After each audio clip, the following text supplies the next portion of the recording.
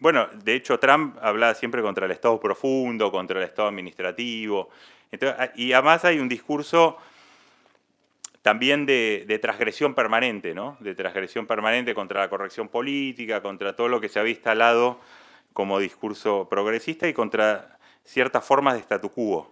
Y ahí yo creo que eso plantea una dimensión, ¿qué tengo? ¿5 minutos? Una dimensión compleja para el progresismo. Las redes obviamente son un vehículo para un tipo de transgresión casi ilimitado, porque es anónimo, porque no hay forma de controlar y porque tampoco, no sé, a veces se plantea que las empresas controlen eso, pero quizás eso sea peor el remedio que la enfermedad, si son los propios empresarios los que dicen que es correcto o no, digo, es complejo todo eso. Si es el Estado, bueno, hay estados más democráticos, pero hay otros que no, entonces que le damos a todos o no. Entonces, es muy complicado. A la vez estamos poniendo prácticamente toda la información en manos de un tipo que mañana cierra Twitter y nos quedamos todos sin seguidores, sin nada. Pero yo creo que alimenta mucho este tipo de dimensiones que son muy complejas y que no son tan claras. Hoy se habla de esto de los hombres blancos heterosexuales. Pero en realidad, si uno mira, es bastante más complejo. Por ejemplo, el trumpismo, y ya varios están analizando, mientras tiene un discurso nativista y pro-blanco, cada vez es más multirracial su base. Tiene más latinos, tiene más negros, tiene más... Y eso se va ampliando. Algunos creían que el discurso nativista blanco iba a achicar la base del Partido Republicano, mientras que los demócratas más diversos iban a construir mayorías más fácilmente. Lo que se ve es que hubo un desplazamiento y que Trump consiguió mayoría con mucho apoyo de afroamericanos y de latinos. Entonces puede convivir eso, ese es el punto, que a veces desde una posición muy racionalista pensamos que si pasa una cosa no puede pasar la otra, pero puede convivir esas cosas. De la misma manera que puede convivir discursos que más machistas y un discurso que disputa la idea de feminismo con el progresismo. Todo el tiempo hay eso, si miran. Muchos de Vox no dicen somos antifeministas, dicen somos las verdaderas feministas, no como estas feministas de ahora, de ONG, etcétera, etcétera. Y Rosó Monasterio decía, yo como arquitecta iba y le daba órdenes a los albañiles musulmanes que no querían recibir órdenes de una mujer. Eso es el feminismo, no eso. En Argentina los libertarios ponen fotos de soldadas israelíes, mujeres guapas, etcétera, y dice, eso es el feminismo, las mujeres con armas que van a Gaza. Entonces todo el tiempo hay una disputa que es más compleja que un discurso de que las mujeres vuelvan a su casa a cuidar a los hijos, porque si fuera así sería fácil para el progresismo, mucho más fácil. Lo otro es más problemático porque es un juego mucho más complicado. Lo mismo con el tema de las minorías sexuales. Milei hizo un discurso en Davos que generó una gran manifestación porque comparó homosexualidad con pedofilia, porque se enredó con su propio discurso anti-woke, como se llama ahora la extrema derecha. Pero a la vez, en todas las extremas derechas hay figuras gays. La líder de Alternativa para Alemania, que es la fuerza de extrema derecha más de derecha que hay, posiblemente de las más ultras que hay hoy en Europa, está casada con una mujer que además es de origen migrante. Y ella cuando le preguntaron dijo, soy gay pero no soy queer. Ese fue su punto y ya. Entonces, y Milei cuando tuvo que explicar su argumento dijo, yo no estaba hablando de los homosexuales como tal, sino de los homosexuales woke, que legalizan la pedofilia porque en realidad, bueno, lo típico de que la ideología de género y todo eso que levantaría cualquier frontera y demás. Entonces, ahí hay una complejidad porque vemos que hay más mujeres extrema derecha liderando, si uno mira en Europa, por ejemplo, y también Milei dice, bueno, yo, ¿por qué me dicen misógeno? Yo tengo la mitad de mis ministras son mujeres y las ministras más importantes son mujeres.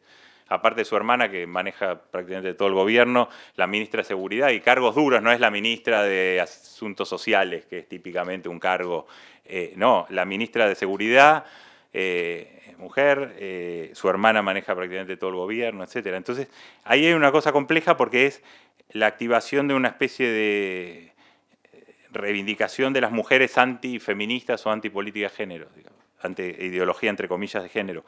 Entonces ahí creo que plantea una cuestión que es importante porque me parece que complejiza mucho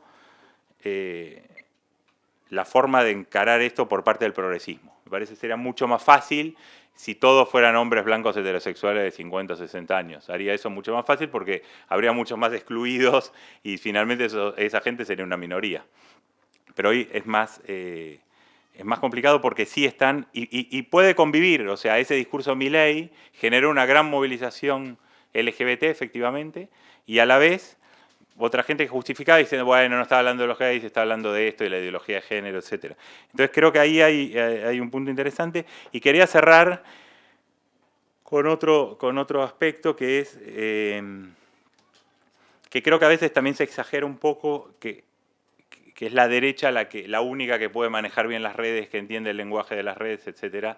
Y me parece que esto tiene que ver con que el progresismo hoy sigue siendo bastante numeroso en las sociedades, digamos la mitad, por decir, de los países, es progresista en muchos aspectos, pero cuando tiene figuras y demás, muchas veces también es exitoso en las redes.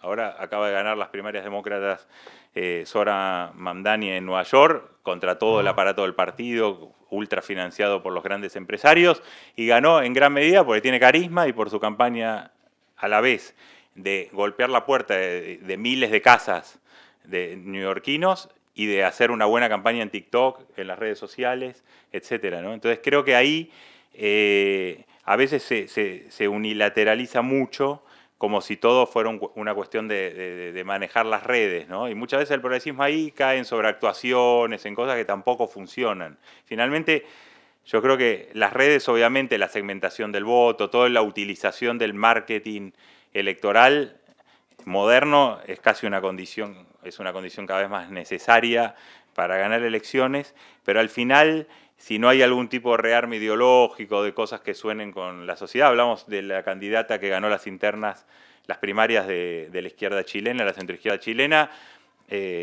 Janet Jara, que es del Partido Comunista, es la primera vez que el Partido Comunista gana las primarias de la izquierda, y también fue una mezcla de las dos cosas, de carisma personal, de campaña territorial, presencial, llamémosle, y por otro lado un buen uso de las redes. Y no creo que se puede caer rápidamente en un cierto derrotismo del progresismo, que todo el tiempo parece que todo nos agobia, ¿no?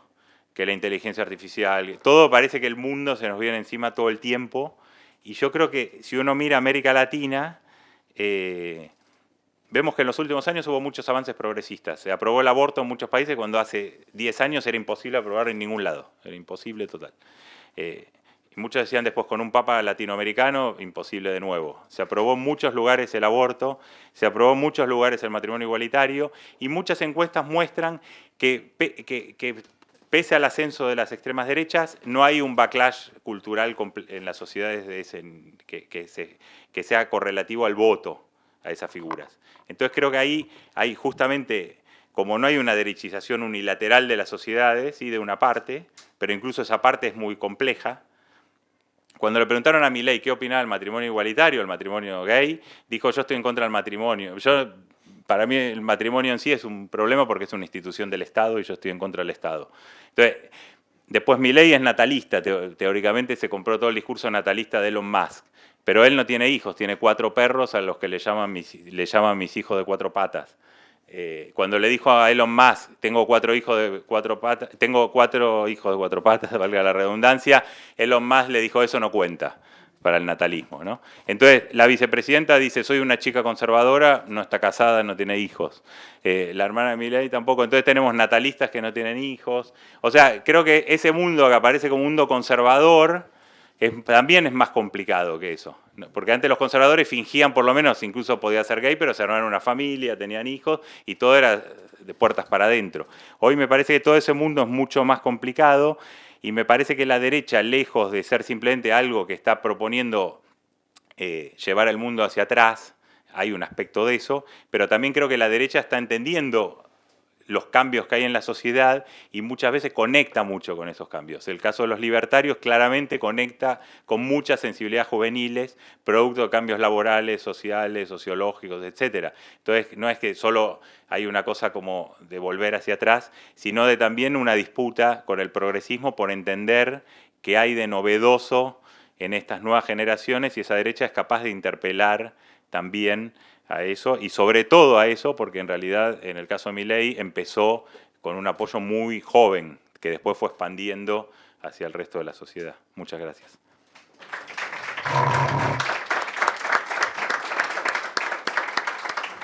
Pues muchísimas gracias, Pablo. Me ha parecido muy interesante y me quedo con esto que has dicho al final de los natalistas que no tienen hijos, de los conservadores que no conservan nada. Y me parece curioso porque creo que en todo tu discurso has sacado a la luz varias contradicciones, ¿no? Varias aporías dentro del discurso moderno, ¿no? Las plataformas digitales que en teoría iban a democratizar la palabra y democratizar la acción política y pública y que solo han hecho que se concentre aún más el poder en los mismos, ¿no? Que conservar las oligarquías de siempre.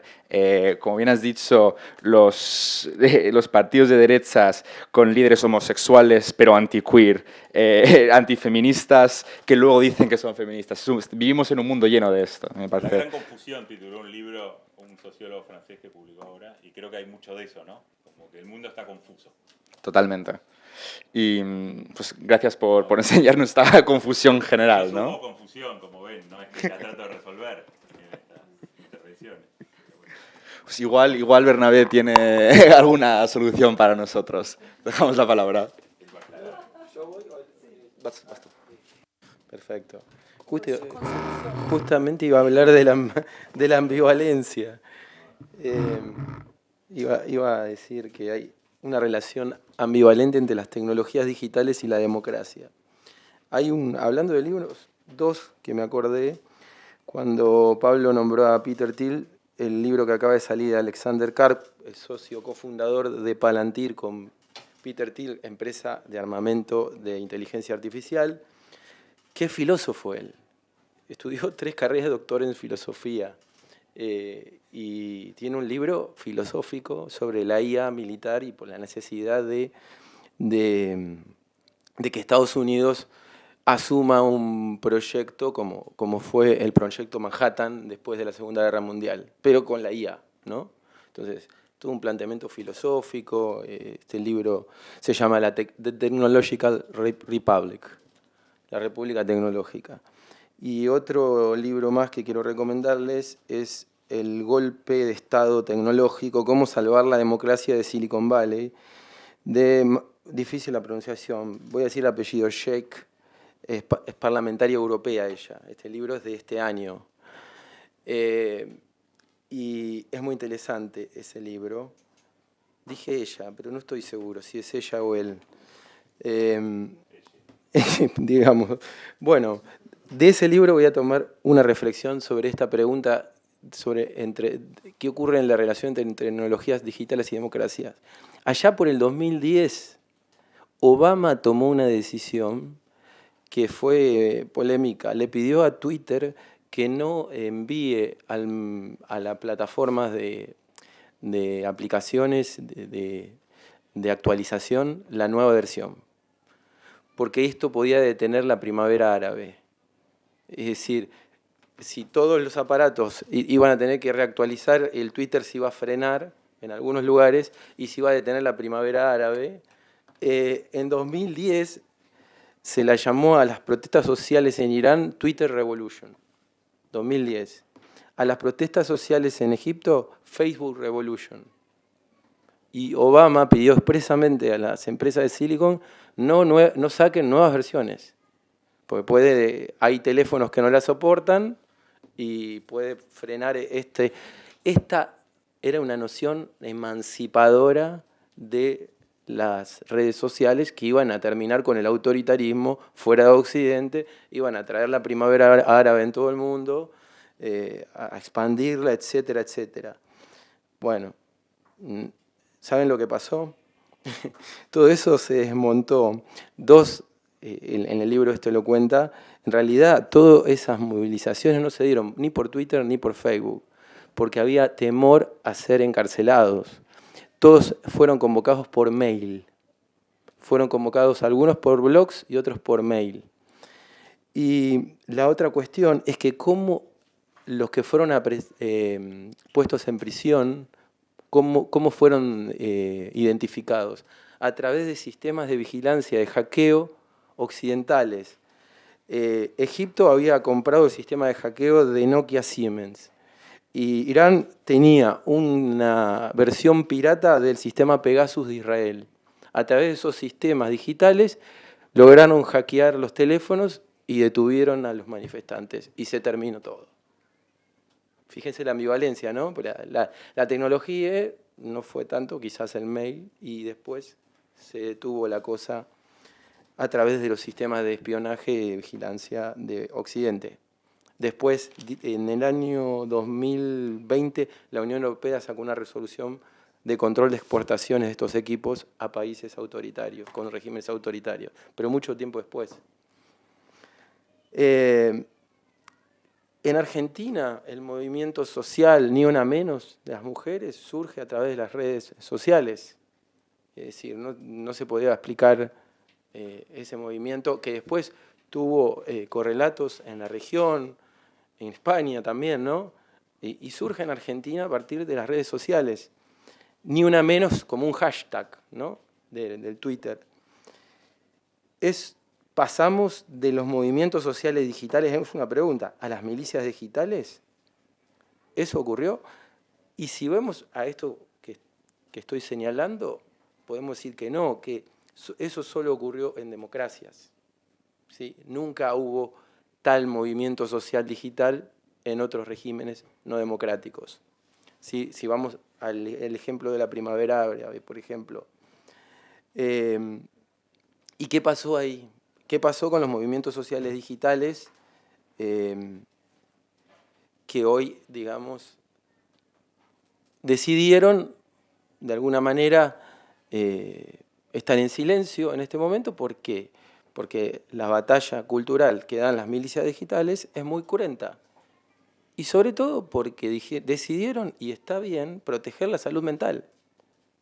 Porque estas cuestiones afectan la salud mental, más allá de lo político, ¿no?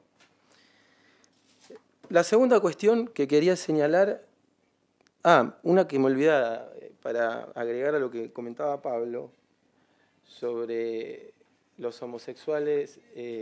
Hay una agrupación que se llama La Puto Bullrich en Argentina, de homosexuales que apoyan a Patricia Bullrich, que es la ministra de Seguridad de Milei.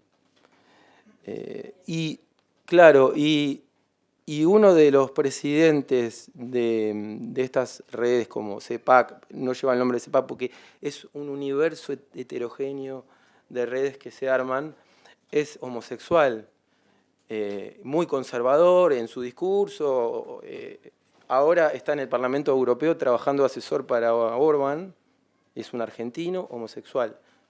Lo conozco personalmente y nada, me acuerdo de eso. Pero bueno, la segunda cuestión es qué pasa hoy con los algoritmos y cosas recientes, ¿no? La gran pregunta es ¿quién controla a los controladores? Apareció todo un planteo de las milicias digitales, de los trolls en Twitter, de que había que deswokizar los algoritmos. Que uno cuando pregunta a la inteligencia artificial es woke. En general te da respuestas woke, el Grok de Twitter te da respuestas woke, y todo eso se instaló en el universo de las milicias digitales, y le empezaron a pedir a Musk, haga algo, Musk, con esto, porque el Grok es woke. Entonces Musk sacó un posteo, tiene 200 millones de seguidores, y le pidió, hagan algo, háganle preguntas divisivas a woke, a Grok, ¿sí? Háganle preguntas divisivas y ofrezcan, denle valor a la incorrección política y denle valor más a los argumentos sustantivos que a los hechos. Eso fue lo que dijo Musk y inmediatamente todos salieron, todos los seguidores de Musk salieron a hacer preguntas a Grok. Grok, algo pasó ahí con el algoritmo y Grok empezó a dar respuestas antisemitas, antivacunas, teorías conspirativas, y él mismo se autollamó Mecha Hitler. Dice, lo dijo en tono, porque a veces Grok te responde en tono irónico, ¿no? Entonces empezó a hacer ironías con esto. Esto fue la semana pasada o la anterior, salió un artículo en New York Times. Google Gemini estaba preocupado porque, ¿vieron cuando ustedes piden las imágenes? Hazme un hombre, y le hace un hombre blanco, musculoso. Una mujer es una mujer rubia. Bueno, toda la estética hegemónica, ¿no?, de la mujer. Y le pidieron, por favor, le pedían que por favor que sea un poquito más diverso, o sea, lo contrario a lo que le pedían a Grok. Y el Gemini hizo un nazi negro y un papa mujer. Entonces, inmediatamente Google tuvo que intervenir en el algoritmo, porque se le iba de las manos. O sea, fíjense acá, tenemos controladores que tienen la propiedad intelectual del algoritmo, Musk, Google, pero que no pueden controlarlo de todo, que se le va de las manos. Y justamente por el efecto multiplicador, el efecto viral y esas cuestiones que se le van de las manos. Bueno, respecto a esto de quién controla a los controladores, les recomiendo una película que vi en el avión cuando venía acá, española, que se llama Justicia Artificial. No sé si la vieron. ¿Alguno la vio? Justicia Artificial. Vean esa película. Muy buena película española. Hay un plebiscito en España para que el Poder Judicial lo detente una empresa de inteligencia artificial que va a decidir y va a ser mucho más eficaz los juicios y se le encarga a una jueza muy proba entrenarla. Pero la dueña de la empresa muere en un accidente de tránsito y ella, que era... No, pero así empieza. Bueno, pero así empieza la película, no estoy spoileando nada. La cuestión es que... ¿a dónde voy? Para no contar la película. Ella empieza... Es interesante, porque es una persona que empieza a plantearse los límites éticos de la inteligencia artificial, cómo funcionan los autos autónomos, y empieza a plantear, a poner en duda a quién controla el algoritmo. Empieza a investigar quién controla el algoritmo. Si ella, que es la dueña de la empresa, murió accidentada. ¿Hay alguien atrás del accidente? Entonces, como ya el sistema está hecho para que los jueces sean bots de inteligencia artificial, ya tienen la sentencia hecha. Y la sentencia es que murió porque el auto autónomo decidió que justo de frente, bueno, estoy contando la película, bueno, justo de frente venían dos niños en el auto de enfrente y para no chocarlo, el auto autónomo se chocó el árbol y murió ella. ¿Sí? Pero en realidad no, porque aún así a los autos autónomos tienen algoritmos y alguien puede manipular el algoritmo y matar a alguien. Tengan cuidado si suben a un auto autónomo, pero es así la cuestión. O pregúntenle a DeepSeek sobre Taiwán, eso, ¿no? Pregúntenle, háganle preguntas sobre Taiwán, le va a responder siempre lo mismo DeepSeek. Que obviamente que es una parte de China, ¿no? Bueno, la tercera cuestión, 2 puntos más quería señalar, 4 en total, es en qué era estamos, o sea, digamos, qué tipo de régimen, hacia qué tipo de régimen político vamos. Ya con esto estoy poniendo un poco interpelando sobre la democracia, ¿no? ¿Qué es lo que va a pasar con la democracia? Si estamos en la era de la posverdad, ¿no? El ejemplo más claro es en la campaña de las elecciones en Estados Unidos, Trump diciendo que había haitianos que estaban comiendo perros, ¿no? O gatos. Y cuando va al debate televisivo, el fact-check que se hacía, no sé si vieron el debate de los candidatos en Estados Unidos, cada vez que terminaba una sesión, hacían un fact-check los periodistas y decían, esto que dijo usted, presidente de Trump, esto no es verdad. Pasó esto. Y le dijeron, eso no pasó. Los haitianos no comieron ningún perro. Bueno, esa es su interpretación, le dijo Trump. Yo tengo otra interpretación. Bueno, la posverdad es el predominio de lo verosímil por sobre lo verdadero. Es decir, muchos latinos votaron a Trump porque lo creyeron verosímil. No importa si no era verdadero lo que él estaba diciendo. Esto es, en filosofía, me voy a meter en un campo que no sea mío, pero es el nihilismo explica. Es decir, el nihilismo, la visión de Nietzsche es que la interpretación predomina por sobre los hechos. Es decir, la interpretación de los hechos es central en esto. Fíjense algo que pasó en Estados Unidos también, el famoso globo espía chino que atravesó el espacio aéreo de Estados Unidos y terminó siendo derribado por Biden. Y se instaló todo en una cosa que era un globo espía, y era un globo de observación meteorológica que el propio Pentágono 3 meses después hizo un informe y nadie se enteró, no salió en los medios, que el propio Pentágono se expidió y dijo que no era un globo espía. Pero el globo lo derribaron, ¿sí? Bueno, porque había una interpretación, que esa interpretación además está obviamente apoyada por las redes sociales.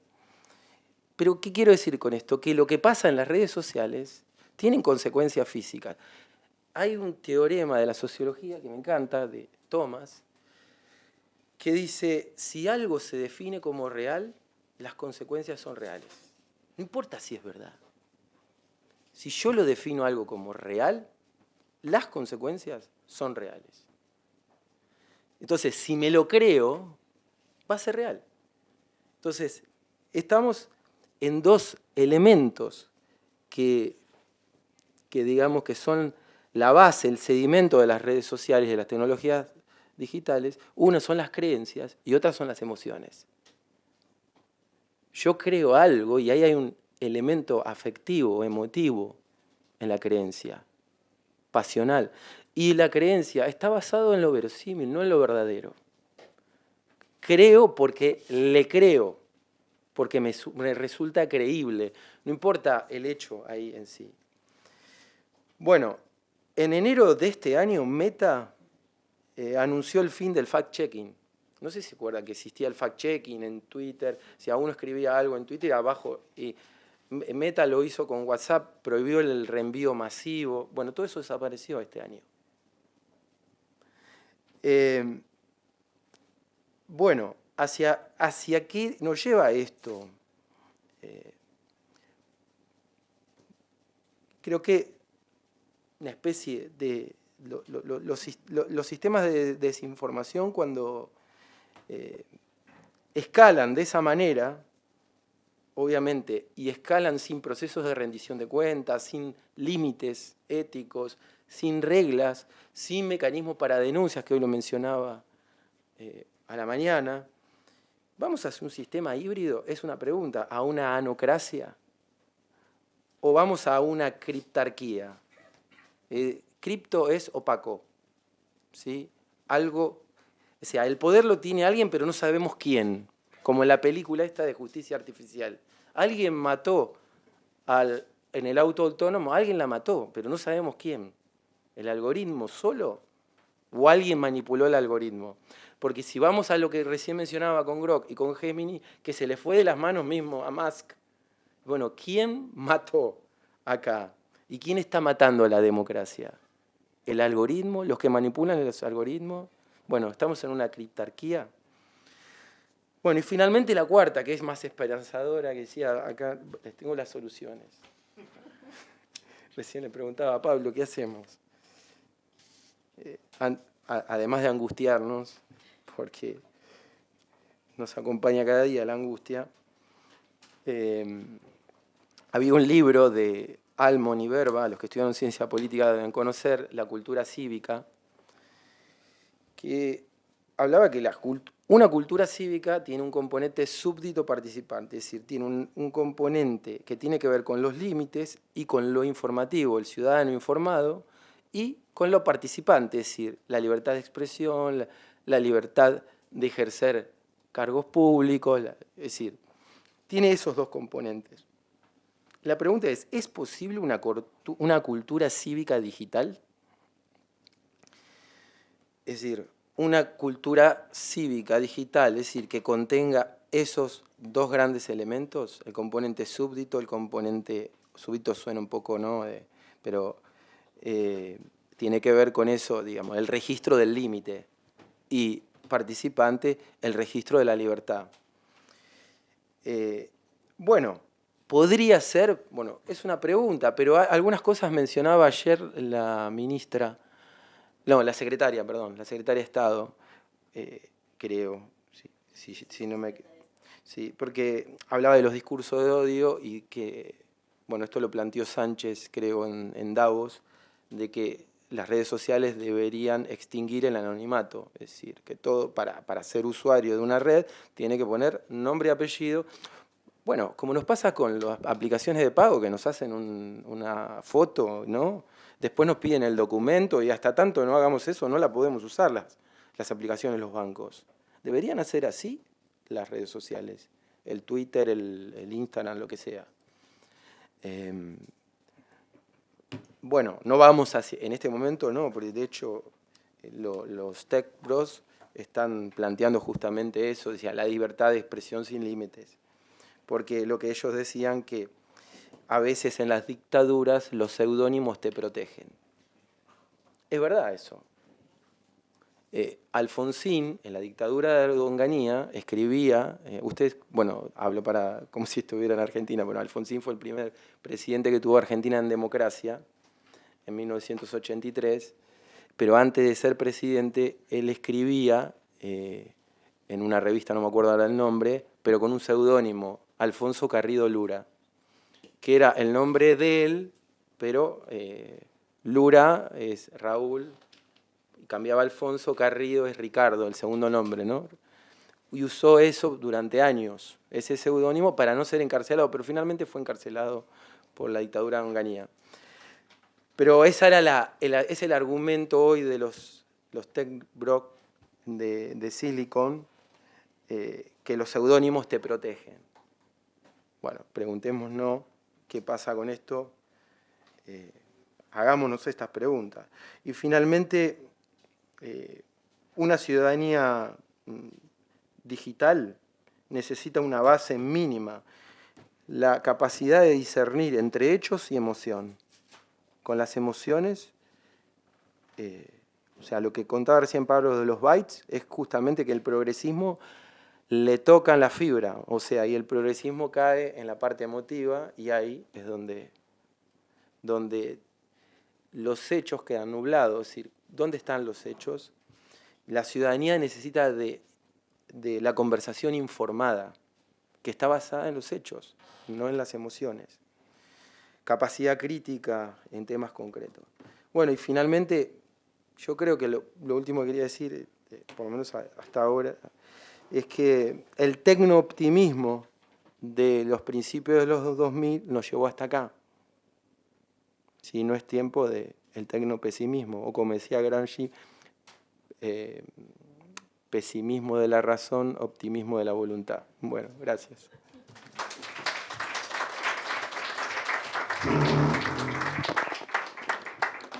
Pues muchas gracias, Bueno, Bernabé, por tus... Después de almuerzo, con mucho calor, poco oxígeno, siento que estamos hablando como de 20 cosas al mismo tiempo, ¿no? O sea, como la complejidad de la complejidad. Entonces, ay, perdón. Entonces, quizás yo voy a acotar lo que voy a decir a una de los conceptos que estaban en el título del panel y hablar un poquito de derechos humanos, ¿no? Que decía que había parte de eso. Y claro, creo que es importante, yo quiero volver a insistir en que sí estamos quizás en un punto de inflexión político, geopolítico, histórico. Eso no significa que estamos en ningún caso como en un fin de la historia, pero sí estamos en un punto de inflexión. Y quizás si uno piensa, desde la Segunda Guerra Mundial había habido un proceso global incremental de ampliación de la noción de derechos humanos desde la Declaración Universal, donde gran parte de las comunidades de movimientos sociales, las ONG, los gobiernos, se dedicaron a expandir la noción de derechos humanos, ¿no? Esta idea de los derechos humanos de primera generación, segunda generación, tercera generación, las cumbres internacionales, etc. Y vimos cómo quizás podríamos, si pensamos en un punto de inflexión hasta el 2015, que todo este proceso global acumulativo confluye en lo que fue la aprobación de la ahora más célebre que antes Agenda 2030, de los Objetivos de Desarrollo Sostenible. Y lo pongo como punto de inflexión porque efectivamente ese momento se logra como conciliar la agenda de desarrollo con la agenda de derechos, ¿no? O sea, lo que venía pasando por un lado, las cumbres de la mujer, la discusión en materia de derechos de la niñez, la discusión respecto de temas ambientales y derechos ambientales, la discusión respecto de los derechos de las personas que viven con algún tipo o que tienen capacidades diversas, también los derechos de las poblaciones, de las diversidades sexogenéricas, también de los migrantes, de los pueblos indígenas, como que hay una confluencia y un cierto consenso, no significa unanimidad global, para aprobar un paquete de objetivos que como que nos ponían un poco un mainstream común en materia de discursos, de narrativa, de objetivos, en materia de derechos humanos y desarrollo, ¿no? No es que en ese momento no haya habido disidencias, no es que no hayan habido sectores conservadores, hubo siempre organización y contestación muy activa del Vaticano junto con los países árabes, por ejemplo, en contra de la ampliación de derechos sexuales y reproductivos, en contra de los derechos LGTBQ+, pero esos sectores conservadores que estaban en contra de la ampliación de esta agenda de derechos eran minoritarios, ¿no? La mayoría de los actores globales estaban por esta ampliación y entender que para avanzar en desarrollo, que significaba no solo crecimiento económico, sino mayor bienestar, había que avanzar a mayor igualdad, ¿no? Ese era como, si uno dice, en ese consenso más o menos estábamos hasta el 2015. Ese consenso hoy día ciertamente lo hemos perdido, ¿no? O sea, ese ya no es el consenso global, está fuertemente cuestionado, ¿no? Fuertemente cuestionado en políticas internas, en los foros internacionales, hay una reacción en contra, la pandemia hizo además que la agenda 2030 se retrasara, se saliera de curso, como que se transformara en un poco irrelevante, porque la humanidad experimentó este shock de lo que fue el COVID, que nos cambió un poco de curso, pero simultáneamente creo que también, porque a esos grupos conservadores minoritarios fue pasando que hubo una transformación en las derechas a nivel global, y donde no es que no tuviéramos en el 2015 gobiernos de derecha en distintas partes del mundo, pero las derechas que predominaban eran derechas democráticas, liberales, que tenían una agenda quizás más pro-Estado y más pro-mercado, menos Estado, en términos de crecimiento, que no tenían como las mismas recetas en materia de protección social, sobre todo, ¿no? Como el eje liberal conservador lo definíamos fundamentalmente con eso, y había una gran cantidad de derechas que no era tan conservadora en términos de derechos civiles, ¿no? En términos del eje liberal conservador, una parte importante del Partido Republicano siempre estuvo por el aborto. Las mujeres del Partido Republicano históricamente eran pro-choice, muchas de ellas, por ejemplo, parte importante de los partidos de derecha de Alemania, de España. Había mujeres que sí estaban comprometidas con la agenda de igualdad de género. Entonces, el tipo de derechas que teníamos no eran un tipo de derechas que estaban activamente en contra de esta agenda. También había una lógica desde los países más ricos de apoyo a la cooperación internacional con un fuerte foco en apostar a fortalecer y apoyar a la sociedad civil global, ¿no? O sea, Beijing con miles y miles de mujeres en China hace 30 años era financiado por la cooperación internacional, ¿no? La cooperación internacional estaba activamente ayudando a la sociedad civil global y a la sociedad civil del sur global a activarse, a participar, a promover ciertas agendas. Había viajes, había medios de comunicación, había ONG financiada por una cooperación internacional generosa para este tipo de agendas. Eso tampoco existe hoy día, ¿no? O sea, se terminó prácticamente, ya lo había mencionado en la mañana, no, el giro no es solo de Estados Unidos, el giro venía de antes. Hace mucho rato que, por ejemplo, la cooperación se fue de América Latina, se mantiene en África y en Asia, pero mucho más reducida. Entonces, también ahí hay una reducción. Entonces, yo diría que estamos en un momento de inflexión. Yo quiero disentir con mis compañeros de panel en el sentido que creo que si bien las derechas hoy día son diversas, no todas las derechas son iguales, pero creo que no tenemos que confundir las identidades y las orientaciones sexuales con las agendas políticas que promueven los gobiernos. Porque Milei no tendrá hijos, pero es parte de la coordinación regional y global que, por ejemplo, se pone de acuerdo Paraguay, El Salvador, Costa Rica, Argentina, Panamá, un par de países más, en la OEA o en Naciones Unidas y votan en bloque. El año pasado, en la Asamblea General de la OEA, uno de los principales temas de disputa era el concepto de género, que además estaba en un capítulo de la declaración que era absolutamente marginal, no era un tema relevante y sin embargo se transformó en el eje de discusión con una votación activa y coordinada.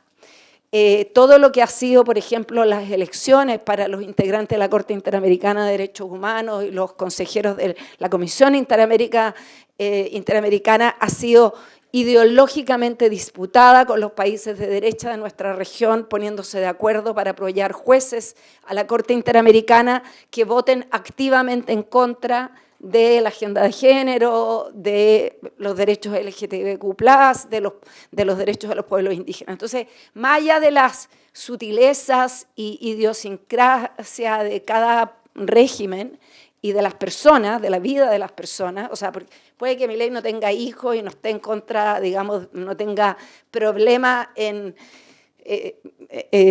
pero esto es como el machista que dice, no, si yo quiero mucho a mi señora y a mi hija, o sea, creo que el punto en concreto y las formas que se traduce esto en desfinanciar los mecanismos estatales de la mujer en Panamá, en Argentina, en muchos de los países de la región, o oponerse a expansión de los mecanismos de representación, o sea, como las cuotas, como la paridad, son constantes. Entonces, creo que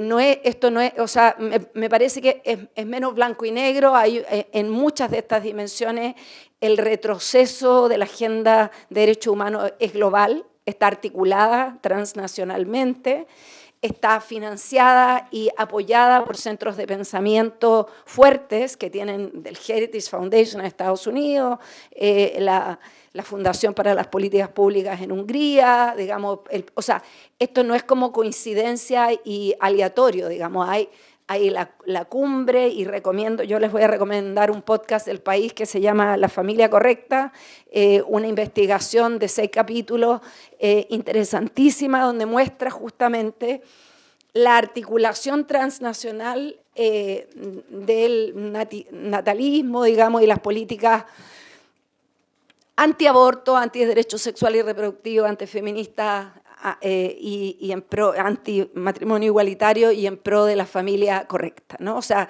esto es un movimiento global articulado, puede después tener como expresiones distintas, más o menos fuertes, pero sí es un fenómeno objetivo, real, que tenemos que entender como una parte del entorno político en el que estamos. Eso no significa que sea algo como monolítico, ¿no? Y también, como lo decía yo antes, yo no creo que estemos frente a un futuro inexorable que tiene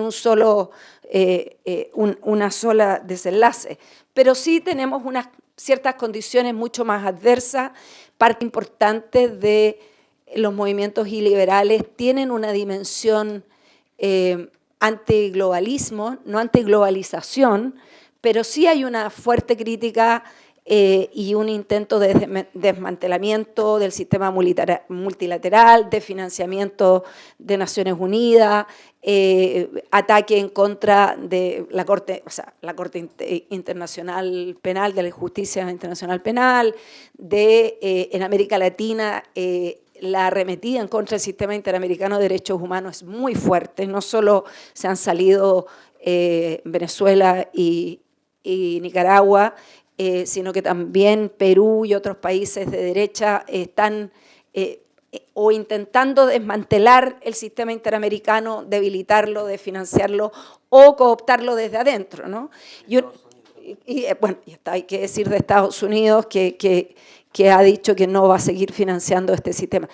Y este sistema el sistema interamericano ha sido extremadamente importante en América Latina para profundizar una agenda de derechos, no solo en términos de legitimidad narrativa, castigando a gobiernos, con sus dictámenes, obligando a los gobiernos a aceptar, a reparar, a avanzar en ciertos temas en distintos países, en todo el ámbito de los derechos sociales, políticos, culturales, económicos. Entonces, ahí hay una arremetida en contra de las instituciones y las normas que nos hemos dado a nivel internacional, que es muy real y que no necesariamente tiene una resistencia tan fuerte de los otros actores, ¿no? Por ejemplo, en la medida que el sistema interamericano y la OEA está fuertemente desprestigiada, y que por mucho que se valore el sistema regional, nadie en América Latina está disponible a poner la plata que pone Estados Unidos. O sea, Brasil o México, Canadá nos van a decir, bueno, no importa,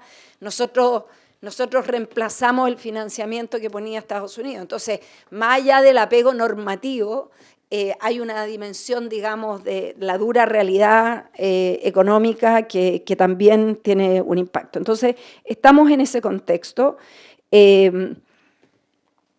Creo también porque en términos normativos, y esto yo creo que es algo menos discutido, porque sí creo que la apelación a que la ampliación de derechos se tenga que hacer solo desde una apelación normativa es algo que no conecta con las personas comunes y corrientes. Y yo creo que ahí estamos teniendo un severo problema cuando tratar de convencer que la paridad es buena o que los mecanismos de representación para pueblos indígenas es apropiada porque la Convención de Naciones Unidas de los Derechos o el Convenio 169 dice no sé qué, o el Comité de Expertos de la CEDAW dijo, o sea, ¿a quién le importa eso? O sea, como ¿a quién vamos a convencer con ese argumento? Y yo creo que ahí hay un severo problema narrativo de que la apelación a las normas está absolutamente agotada. Y yo creo que ahí también, desde el otro lado, creo que hay una debilidad extremadamente fuerte. Y yo decía en la mañana, siempre lo digo, que suena como, o sea, como que seguir aferrándonos solo que vamos a resolver todo problema social a través de una ley o un tratado o una convención. Así no solo se construye la democracia, ¿no? Si bien las reglas son muy importantes, necesitamos convencer, necesitamos atraer a los ciudadanos y la apelación normativa no es una apelación exitosa. 3 puntos más y con eso me quedo. Lo dejo hasta ahí. Lo segundo es que estamos en un momento donde muchos de los fenómenos a los que aludían mis compañeros de panel, que claramente son transnacionales, ¿no? O sea, esto pasa en Alemania, en España, en Francia, en El Salvador, en Chile, en Argentina.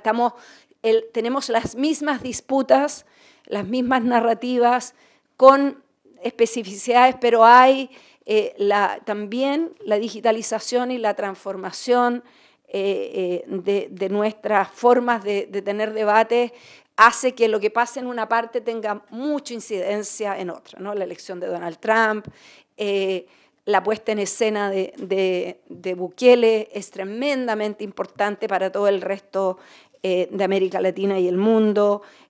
Lo que ocurrió en Venezuela, robarse la elección, tiene un impacto en toda la región.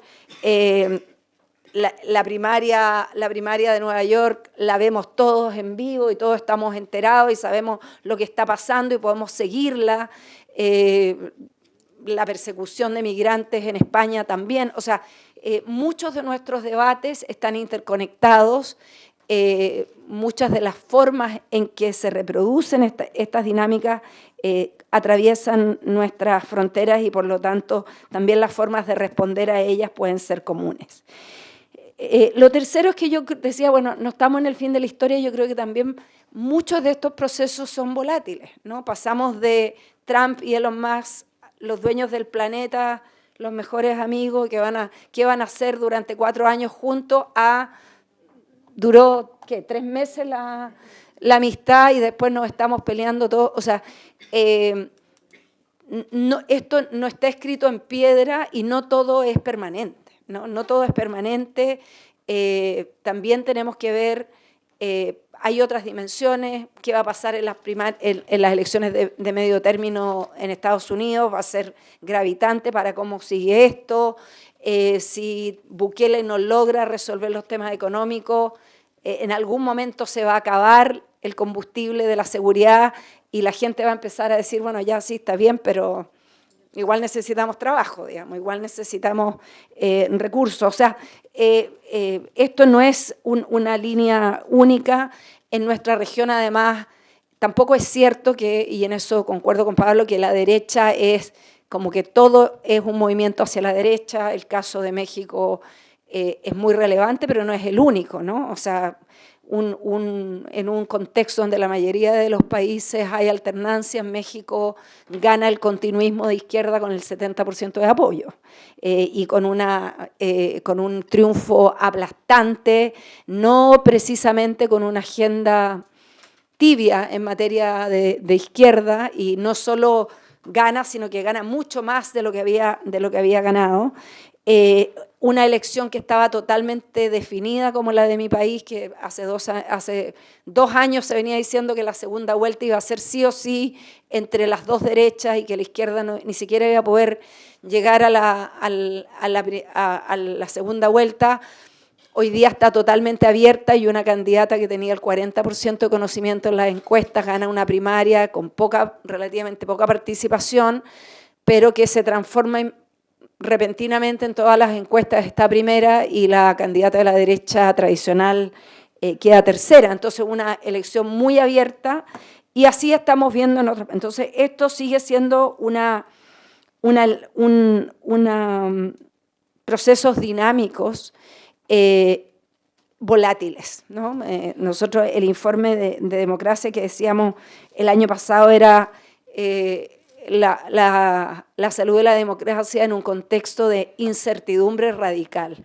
Y yo creo que ese es un buen concepto, ¿no? Porque estamos en un momento de incertidumbre radical donde se están reajustando las relaciones geopolíticas, donde las alianzas tradicionales se han abandonado, se generan nuevas alianzas, nuevamente con la volatilidad, ¿no? Trump llegó siendo el mejor amigo de Putin y ahora ya estoy decepcionado de Putin.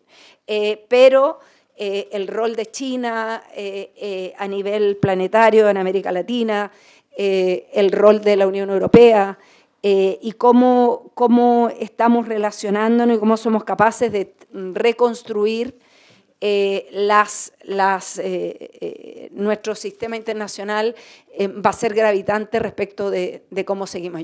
Yo creo que este momento de incertidumbre radical no es no necesariamente es corto, no necesariamente va a ser efímero, seguramente podemos estar durante mucho tiempo en esta transformación que también es económica, que también es cultural, y yo sí quiero insistir en lo que decía en la mañana. Yo creo que esto todavía esta es una disputa en muchos frentes abierta, y que por lo tanto lo que cada uno de nosotros haga es fundamental. Quiero terminar, y a propósito, bueno, yo soy politóloga, me dedico a lo de las elecciones también.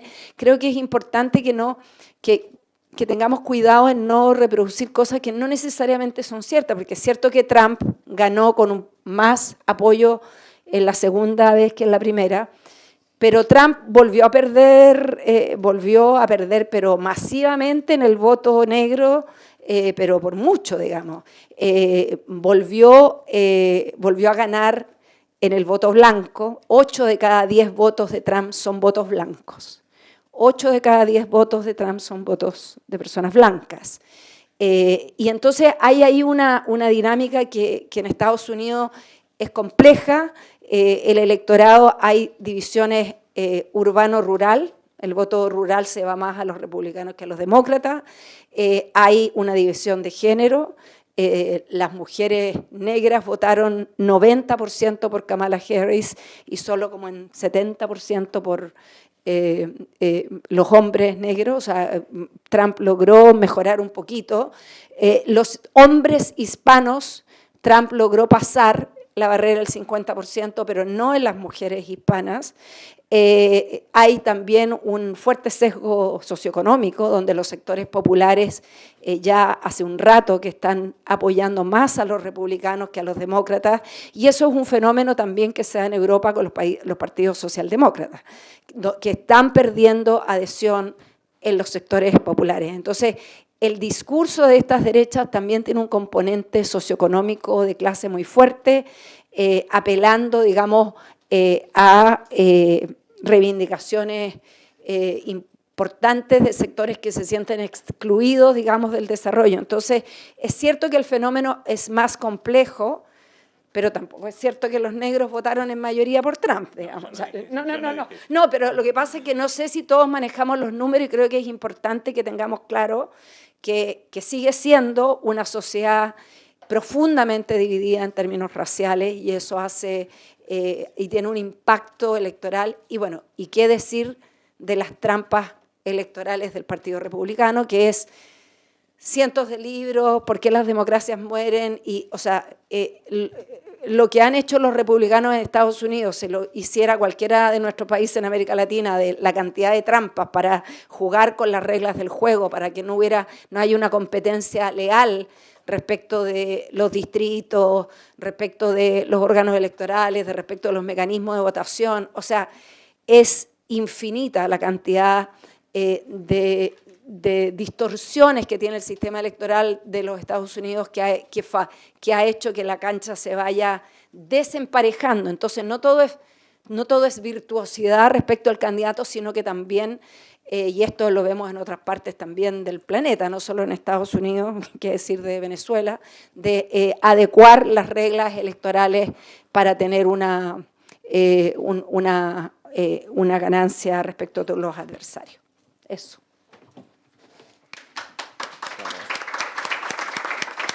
Pues muchísimas gracias, Marcela, por tu discurso. Ha sido muy interesante. Yo creo que estoy totalmente de acuerdo con lo que has dicho, de que hay que recordar que las derechas son muy diversas, que no son las mismas. Y con eso, no solo recordar que son diversas, sino aplicar esto a nuestra lucha contra la derecha, ¿no? Este conocimiento a la lucha, es decir, no solo es que sean muy diversas, es que hay que responder a las derechas de maneras muy diversas, que no se puede combatir contra Trump en la misma manera que se combate contra Vox, que se combate contra Marine Le Pen. También me hizo mucha gracia lo que decías de las presencias volátiles, ¿no? En la derecha, de Trump y Elon Musk, y con esto lo conecto con lo que decías tú, Bernabé, que no te puedo decir, también no te puedo dar las gracias por tu discurso también, y lo que tú dijiste de los tech bros, ¿no? Me quedé con esto, porque creo que hay que recordar que los que ahora son tech bros y los que ahora son finance bros, hace 10 años eran Bernie bros. Trump no, pero Musk hace 15 años era el progre. Tesla era una marca de progres, era lo que se compraban los de California y los de Nueva York, y si eras gay de Brooklyn te comprabas un Tesla, porque Musk salía en Twitter y decía yo estoy a favor, ¿no? Hemos visto cómo las tecnológicas y los que dirigen las empresas tecnológicas han pasado de ser de izquierdas a pues, tecnofeudalistas, básicamente, y me parece un cambio muy interesante. Ahora, antes de pasar a la ronda de preguntas, os quiero dar la oportunidad de hablar entre vosotros, de responder. Pablo, he visto que has apuntado un par de cosas así. No sé. Si quieren, como quieran, si no. Yo solo aclaro que no estaba diciendo que la mayoría de los negros votaban a Trump, sino que el movimiento, que hay algunos investigadores que están empezando a ver, a analizar por qué hay presencia, bueno, de latinos claramente es lo que decías, en los latinos hombres muchos, pero que empieza a haber presencia incluso en grupos trampistas más allá de los votos, en el activismo y demás. Y ahí yo creo que el punto es que en un momento se pensó que el Partido Republicano se estaba suicidando por su posición nativista. Y muchos decían, el Partido Republicano así pierde la elección. Sin embargo, no perdió. Obviamente hay miles de cosas, de sistema electoral y demás, pero incluso esta elección Trump gana la mayoría popular que no había ganado la anterior elección. Entonces, yo en realidad no digo tanto que las derechas sean diversas, que eso está claro. Hay muchas derechas que opinan distinto sobre todo, sobre muchos temas, sobre el Estado, sobre la religión, sobre Rusia, sobre... Eso yo creo que tiene que ser la base de que hay izquierdas, derechas muy diversas. Creo que lo que las une es el antiprogresismo, y las une hasta ahí, a veces hay tensión, pero creo que lo que yo enfatizaba eso está claro que es así, pero que pueden convivir cosas opuestas en las derechas también, que se puede haber nativismo y voto latino, que puede haber esto y lo otro, y que no es... ¿por qué? Y ahí el punto es por qué construyen, con qué tipo de discurso, porque claramente, cuando yo decía Milei no estaba tratando tampoco de subestimar sus votos. Por ejemplo, en el exterior Argentina llegó a votar contra la violencia de género y ni Afganistán votó en contra. Y Argentina sí. Entonces, está claro que el antiwokismo de Milei lo lleva a un voto que además está alineado siempre con Estados Unidos e Israel. Ese es su lema, más o menos, para mirar cómo votar. Sí. Y en general Argentina vota en contra de todo lo que sale en la ONU. Había el chiste que le quitaron el botón verde al embajador y solo tiene para votar no, porque todo es woke lo que se vota en general. Entonces todo es no. Y todo es woke y... Pero bueno, me interesaba igual enfatizar, por ejemplo, cómo la derecha en Europa, hasta Vox, hay tweets diciendo nosotros defendemos a los gays porque Barcelona se islamiza y cuando las ciudades se islamizan, las víctimas son las minorías sexuales y los que defendemos al país de la islamización somos nosotros. Y yo creo que ese discurso hoy en la extrema derecha europea es fuerte. En Francia hay algunas encuestas que muestran que más de 30% del voto gay fue a Marine Le Pen, además de que ella incentivó eso, ¿no? A ese tipo de cosas que me parece que hay a veces formas de presentar las cosas donde la extrema derecha puede jugar incluso a competir con el progresismo en ciertas cuestiones, digo, para aclarar un poco lo que quería decir, pero bueno, no sé.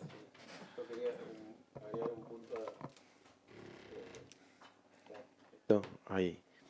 No, que estamos hablando como si fueran, digamos, un agrupamiento o una internacional ideológica y no estamos hablando, algo mencionabas recién, de dónde viene el financiamiento, de dónde, adhiero a lo que decís, qué grupos financian esto, digamos. Y hablábamos recién de las grandes tecnológicas, pero si vemos, por ejemplo, el ministro de Salud de Estados Unidos, Robert Kennedy, una antivacunas, y vemos toda su experiencia llevando adelante una fundación que fue financiada, yo creo que hay que estar viendo, además de lo ideológico y de los factores de poder que están financiando esto. ¿Por qué las farmacéuticas financiaron a los antivacunas en plena pandemia?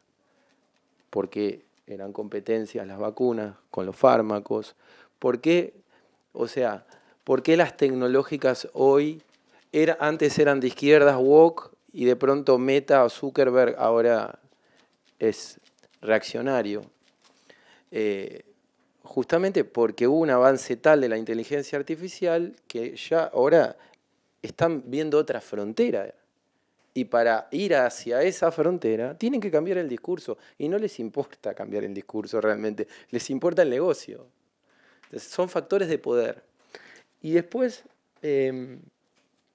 además de los factores de poder, creo yo que la cuestión de...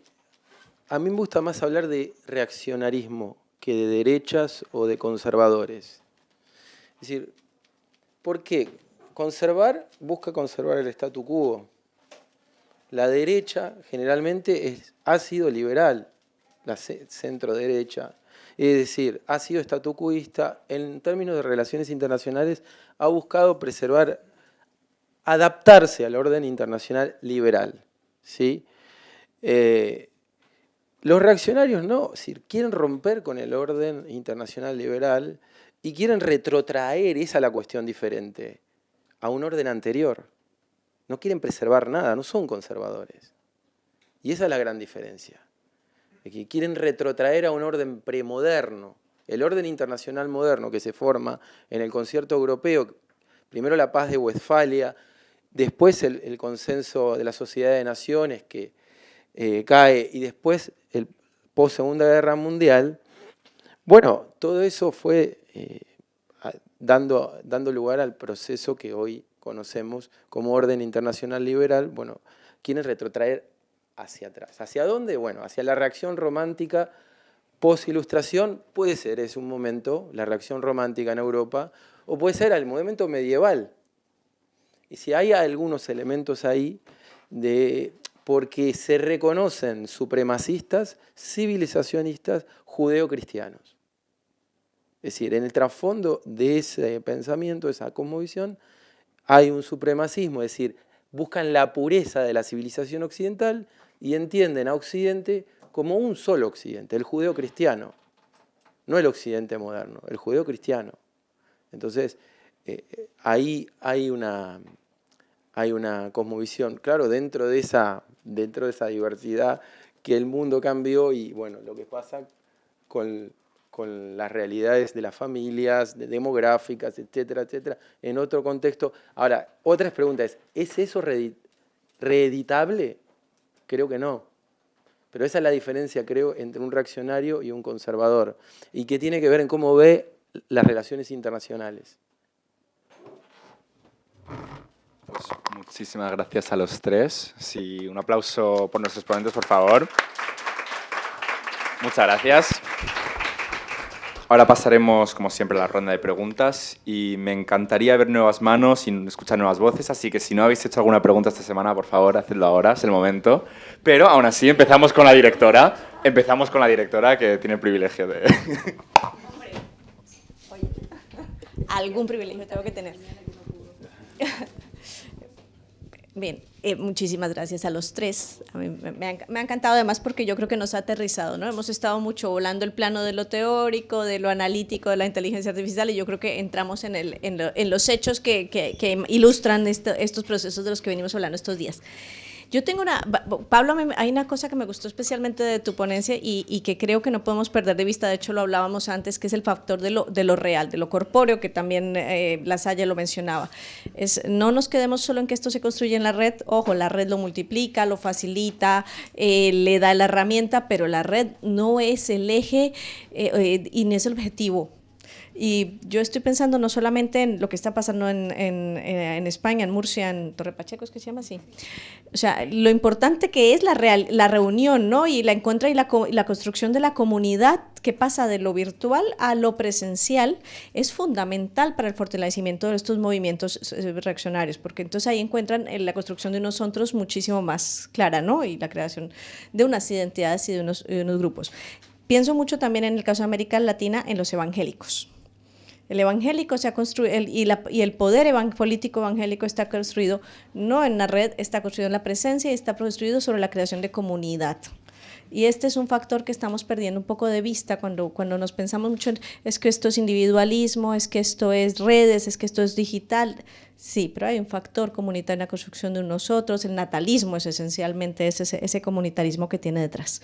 Entonces, me gusta esa de, ojo, que no es, y además también poníamos un contraejemplo, ¿no? Figuras muy potentes en redes que nunca lograron superar el umbral político, como porque yo puse el caso de Mocus cuando estamos hablando, pero hay otras, ¿no? Entonces, ese factor es importante, no perdamos de vista el mundo real, porque el mundo real sigue siendo el objetivo.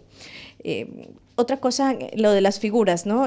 A mí, obviamente, no puedes dejar de pensar en el negro de Vox, que a mí me parece, pero es que el punto es que ellos no buscan la corrección ni la coherencia. O sea, no está en su base buscar la coherencia, sino justamente el romper el molde. Ahora, digamos que el segundo paso sí está siendo crear, como lo hablábamos antes, ¿no? Estructuras pseudo-intelectuales que justifiquen sus posturas, pero en realidad estas figuras les son útiles justamente para reforzar el modelo. ¿Por qué? Porque también no va a haber un castigo. Si esta es una ruptura con el sistema, su votante no va a castigar que tengan un gay en sus filas o que pongan un negro, como si le pasa al Partido Socialista, que está muy enfadado porque hay una incoherencia muy profunda en lo que ha pasado y los fundamentos y sus principios feministas. El votante no le va a castigar por ahí. Su votante busca la ruptura, busca otra cosa, y yo creo que y al contrario, esta figura le viene muy bien porque llama la atención, porque justamente le rompe el discurso a la izquierda, porque pues, si nosotros tenemos un negro, mira, si nosotros tenemos un gay, o sea, le es útil. Hay un tercer punto que no quiero entrar en la dinámica izquierda-derecha en el sentido de todos son iguales, porque no es el caso. Yo creo que las derechas aquí son un peligro, pero sí no hemos hablado de los autoritarios en América Latina y el papel que también han tenido en esta agenda de la que estamos hablando, que la derecha ataca, también la atacan los autoritarios. Ahora en la Fundación estamos planteando un análisis de cómo desde la derecha, pero también desde los autoritarismos de América Latina, estoy pensando en Venezuela, en Nicaragua, en otros, también la agenda de género, por ejemplo, y la sociedad civil dedicada al género ha sido igual de afectada, y además el uno la ataca y la intenta volver, pero es que el otro lo que hace es consumirla o la dinamita desde dentro. O sea que también desde el otro lado esta agenda está cuestionada, y no solo esta, las de la sociedad civil, la de derechos humanos. Entonces no es que sea igual la izquierda, extrema derecha, pero ojo que no es una agenda exclusivamente de las derechas, sino de los antidemócratas en este sentido. Y me falta un poco el tema de la desigualdad detrás de todo esto, ¿no? Porque nos hemos quedado muy en los mensajes, poco en la estructura, y que pesa la desigualdad aquí. Y finalmente yo creo, mañana te voy a debatir un poco lo de Occidente, porque yo creo que no es una vuelta a Occidente, sino al contrario, hay una crisis profunda de la idea de Occidente, que está básicamente en el centro, o sea, estoy de acuerdo contigo en que quieren volver a un orden anterior, pero quizás hay una crisis civilizatoria dentro de Estados Unidos donde se han puesto en cuestión todos los valores que formaban Occidente, y de hecho por eso Putin y Trump se parecen más de lo que entre sí que Trump con otras partes de lo que es Occidente o el mundo atlántico. Pero eso lo dejo para mañana, que nos toca geopolítica. Vale. Gracias.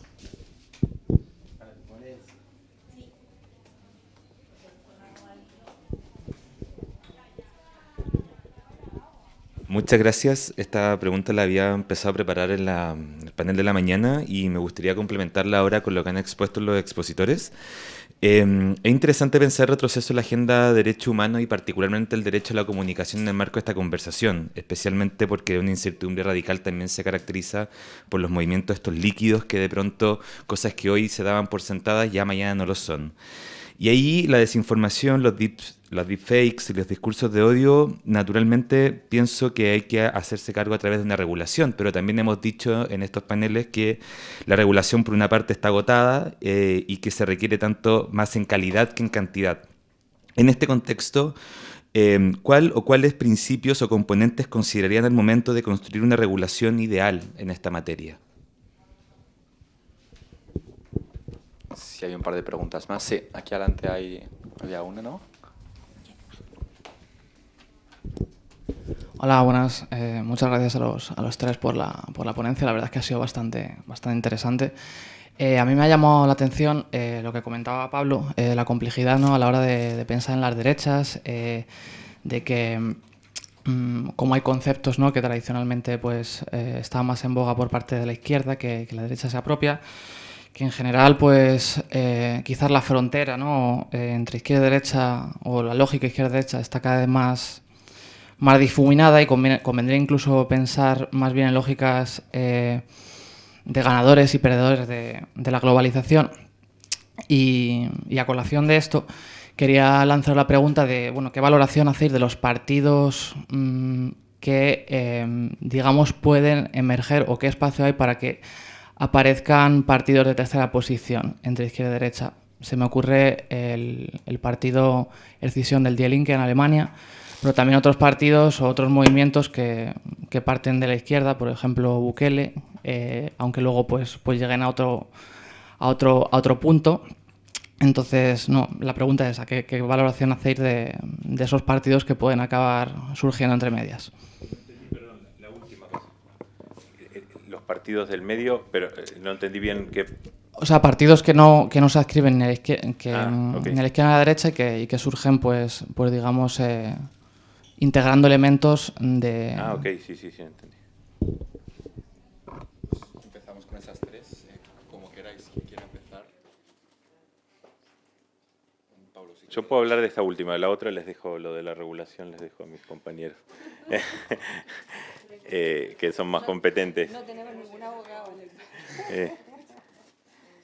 Yo tengo una posición que yo defiendo normalmente el uso de los términos izquierda y derecha, pero no por la razón, por una razón quizás diferente o contraintuitiva. Yo creo que los términos izquierda-derecha siguen siendo útiles, pero considerando que en realidad nunca lo fueron tanto. No es que antes eran útiles y ahora no lo son, sino que nunca fueron tan útiles y quizás siguen siendo útiles. No sé si me entiendo. O sea, en realidad si uno mira, son muy pocos países, y en un cierto momento que el campo político se dividió en izquierda-derecha y no había miles de otras cosas. Digo, De Gaulle era de izquierda o derecha, Perón en Argentina, izquierda o derecha. Digo, estaba lleno todo el socialismo, nacionalismo árabe. Bueno, sí, digo, me parece que hay a veces una idealización de que antes todo el mundo era izquierda-derecha y no vale más.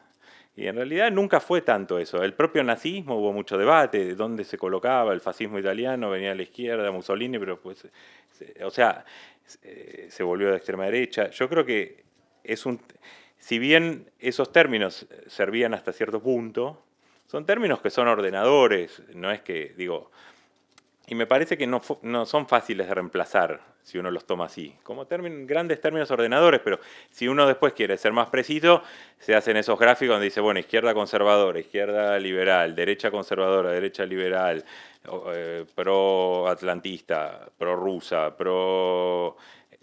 Estado, anti-Estado, más laica o más religiosa. Digo, hay miles de variables para llenar eso, pero de manera general, creo que cuando pensamos la extrema derecha, decimos centro-izquierda, creo que da una idea de que se habla. Después hay que llenarlo con muchas cosas. Pero eso me parece que no está tan superado, porque no hay términos tan abarcadores. Justamente como son tan abarcadores, son poco precisos.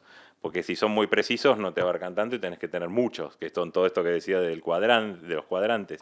Entonces yo creo que siempre los términos son conceptuales. Digo, cuando uno dice liberalismo, puede estar horas discutiendo qué es liberalismo. Digo, ningún término es muy fácil de definir y me parece que hay muchos, hay que contextualizarlo, ver de qué se está hablando. Sobre la otra cosa de los ganadores y perdedores de la globalización, creo que ahí hay mucho debate que hay que hacer concreto sobre de dónde salen los votos, porque se habla muchas veces, bueno, estos son los perdedores de la globalización que votan a Trump o a la extrema derecha. Eso es muy complejo. Hay mucho debate a quién vota y en general son coaliciones, además los partidos que ganan son coaliciones muy amplias, no se gana con los perdedores o con los ganadores. En el caso francés, por ejemplo, depende de la zona. O sea, si uno mira el norte de Francia, hay un voto más de ese tipo, de zonas industriales que se desindustrializaron y votan por la extrema derecha. Pero si uno mira todo el sur de Francia, Niza, la Costa Azul, ahí la extrema derecha es fuerte hace mucho y no es un lugar pauperizado. Hay otros elementos, antimigración, otro tipo de lógicas que inciden en el voto de la extrema derecha. Después hay elementos no tan intuitivos. Yo vi trabajos en España donde muestran que el voto de PP es más religioso que el de Vox, por ejemplo, más tradicional, más católico tradicional.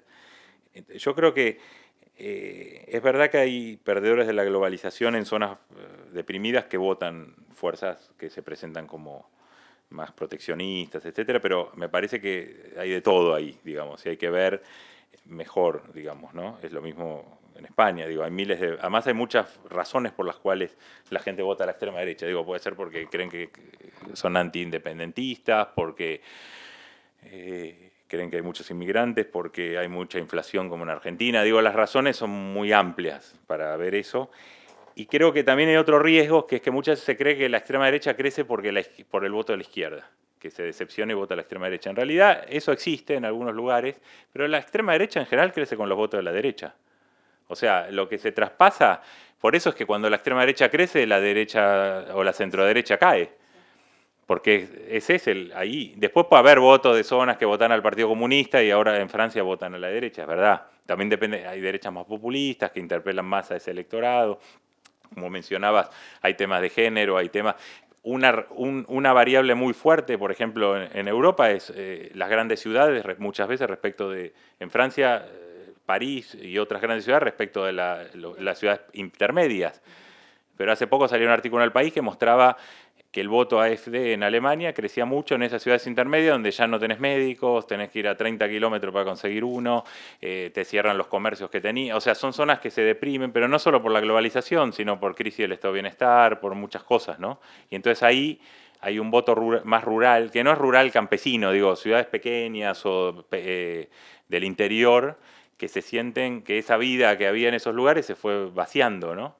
Y efectivamente, como decía Erika, en la extrema derecha, en la derecha hay un elemento de reconstruir algún tipo de comunidad nacional, étnica, lo que sea, ¿no? Porque ahí me parece que es importante porque un elemento actual es la crisis de la centroderecha en muchos lugares. La centroderecha quedó muy atada a la globalización de los 90, un optimismo de mercado tal como ocurrió en esos años. Hoy se ve en muchos lugares en crisis. Y ahí me parece que se analiza menos muchas veces ese trasvase de votos de la centroderecha a la derecha y muchas veces se habla como si todos fueran izquierdistas decepcionados que votan por Trump o por Marine Le Pen. Existe eso, hay lugares que existe, pero porque también la clase obrera cambió, entonces hay trabajadores blancos de ciertos sectores que pueden votar a la extrema derecha frente a otros trabajadores precarios de origen migrante, etcétera, ¿no? Entonces también no podemos hablar como si la clase obrera fuera la misma, la que votaba por la izquierda hace 40 años, que la que ahora vota. Entonces yo creo que ahí hay que, para sacar conclusiones, me parece que hay que mirar mucho, y es engorroso, la sociología electoral en cada país, en cada lugar, para no sacar conclusiones demasiado rápidas sobre que a veces son los propios discursos de esos partidos, que los perdedores de la globalización votan por ellos o cosas así, porque hay muchos privilegiados también o de burguesías provinciales y demás que se pasan a la extrema derecha. Pero eso es así, o sea, no hay ningún país donde la extrema derecha crezca sin que caiga la derecha tradicional. O sea, es un juego ahí de traspase claro de votos, que es lógico además, ¿no? Y me parece que eso es importante para sacar conclusiones políticas más precisas, pero bueno, es muy engorroso porque hacer sociología electoral hay que mirar cada lugar y son tantas las variables de género, de cosas, pero a la vez de género, uno dice los jóvenes votan así, pero uno después mira y los jóvenes varones no votan como las jóvenes mujeres, y después los jóvenes capaz hasta 25 años votan, pero los de 25... Entonces hay un montón de variables que son complejas, pero que son necesarias, me parece, para no sacar conclusiones muy apresuradas. Muchas gracias. Sobre la regulación, creo que también depende de regular qué, ¿no? O sea, sí es importante en materia de digitalización en general en política, yo lo decía en la mañana, necesitamos pactos para proteger derechos de privacidad, para buscar cierta forma de controlar el funcionamiento de las empresas y de las plataformas, el cómo se usan los datos personales, la gobernanza, digamos, de la inteligencia artificial y también cómo opera la política, las campañas, los procesos electorales en un nuevo contexto que está absolutamente permeado por la digitalización. Entonces hay que buscar, ahora creo que las legislaciones nacionales también ideal depende de la tradición jurídica de cada país y los esquemas de fiscalización y la robustez de los órganos electorales, pero en general se está trabajando de manera importante, creo yo, para buscar ciertos temas en común. La Unión Europea hay pactos, digamos, en América Latina, hay mucha conversación también en el sistema iberoamericano, también en el sistema interamericano, de buscar normas comunes, y creo que en eso se está avanzando. Todavía estamos lejos de llegar a donde tenemos que estar, pero creo que ahí hay un avance importante por el cual hay que seguir. Respecto de los nuevos partidos, no, concuerdo con Pablo, yo creo que además quizás sí las posibilidades de nuevos actores de irrumpir en un sistema político dependen mucho nuevamente de la estructura institucional de cada país. Hay en países donde tenemos mucha estabilidad de los actores tradicionales, en América Latina, México, Colombia, por ejemplo, son países donde se han mantenido más o menos los mismos partidos, con ciertas... O sea, en Uruguay se demoraron como 50 años en que pasaran del bipartidismo a tripartidismo, pero no es, en Uruguay, ponte tú, es prácticamente imposible que, o sea, un candidato youtuber gane, no puede competir, digamos, ¿no? Y después tienes otros países que están en el otro extremo, como Perú, como Ecuador, como Guatemala, donde prácticamente no hay sistema de partidos, donde cualquiera puede emerger, donde tienes 20 candidatos en primera vuelta sin partido, donde todos terminan sacando 15 puntos, 16 puntos, 17 puntos, y en la segunda vuelta gana el que tiene menor nivel de rechazo, ¿no? Y termina habitualmente ganando no el que ganó los poquitos más votos en la primera vuelta. Entonces, tenemos situaciones muy distintas, tienen mucho que ver con la solidez del sistema de partidos, eso no tiene que ver, como también decía Erika, con la esfera digital, sino que con otras dimensiones. En algunos países tuvieron históricamente debilidad de sistema de partidos, nunca lograron construir sistema de partidos fuertes, y en otros países tuvieron sistema de partidos que se destruyeron, como el caso de Perú, que bueno, que tampoco fue un sistema de partido muy sólido, pero había un sistema de partido que hoy día ya no existe, ¿no? Bolivia también es un caso donde logró tener un sistema bastante más robusto y que hoy día ya no va más. Y después tienes países como Chile, que históricamente era uno de los países que tenía el sistema de partidos más sólido de toda la región, que también lleva mucho tiempo con partidos que están un poco con respiración artificial, ¿no?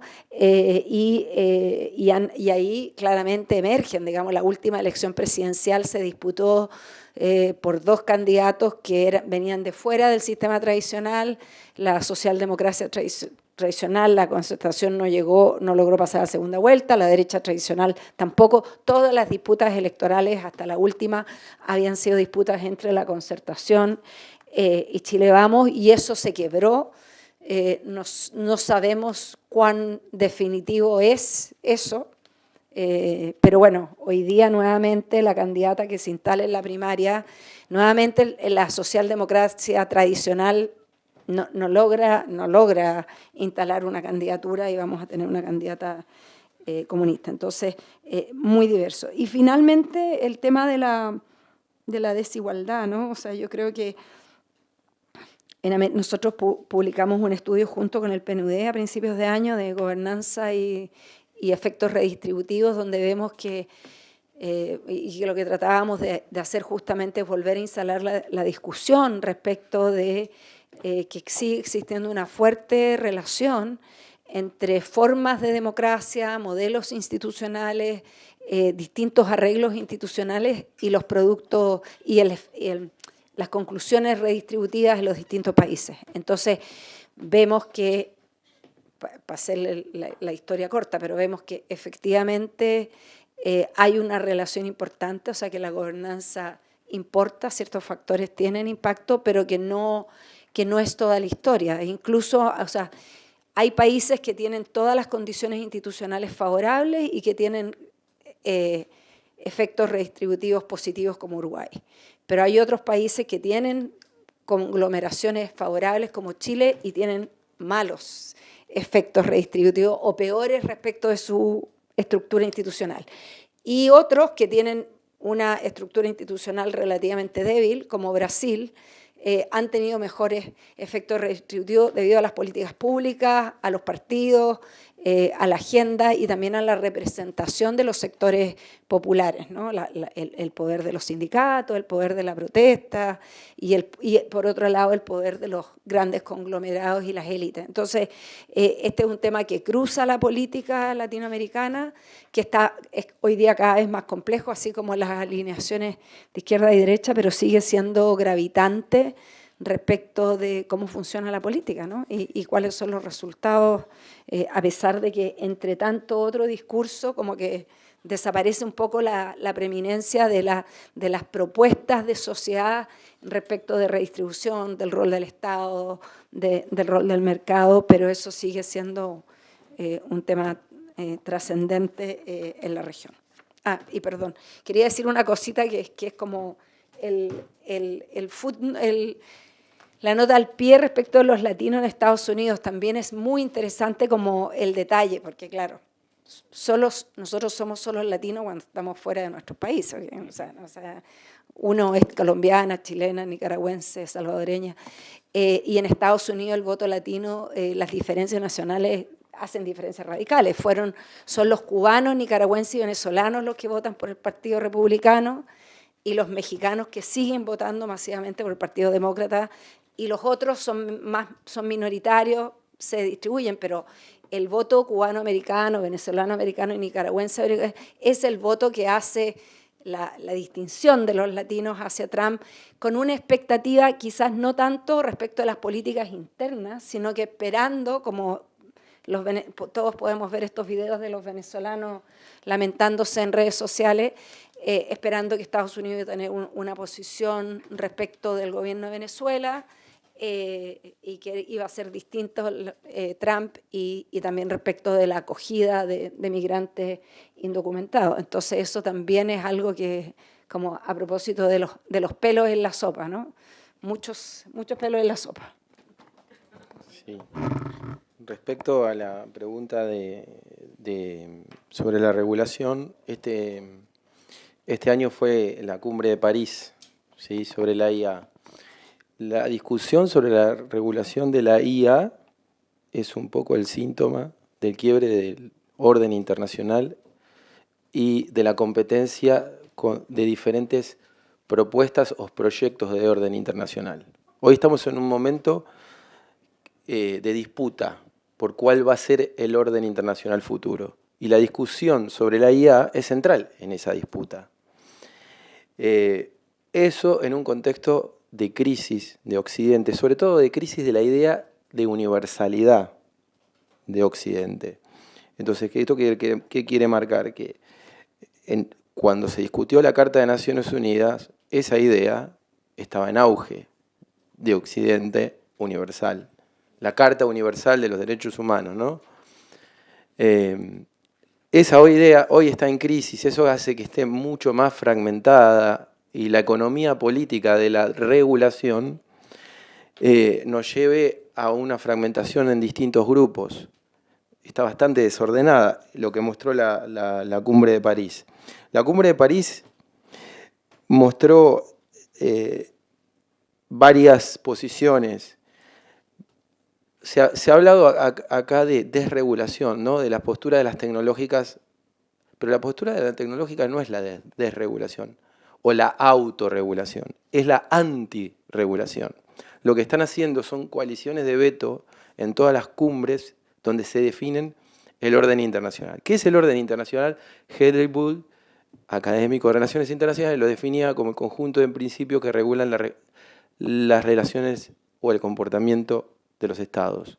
Es decir, se están discutiendo los principios que van a regular las relaciones internacionales. Entonces, la postura de esta coalición es antirregulación, no es desregulación. La segunda, y en esta postura coincide el gobierno de Estados Unidos, el gobierno de Argentina, el gobierno de Israel, y esa fue la posición del Reino Unido también en la Cumbre de París.